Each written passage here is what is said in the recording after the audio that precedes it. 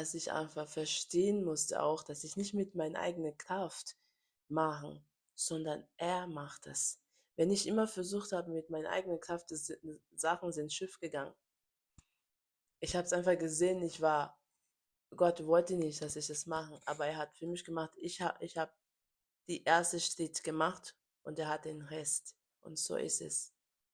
Manchmal musst du einfach nur die erste Schritt machen und Jesus macht den nächsten. Ja, ich habe die erste Schritt gemacht, ich bin in die Gemeinde gegangen.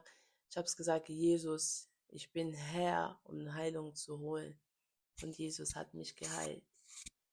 Ja, ich lache heute, weil er mich geheilt hat, weil ich auch an mich selbst geglaubt und Positivität und niemals aufgeben. Ja, deswegen verkünde ich das Evangelium. Jesus liebt dich.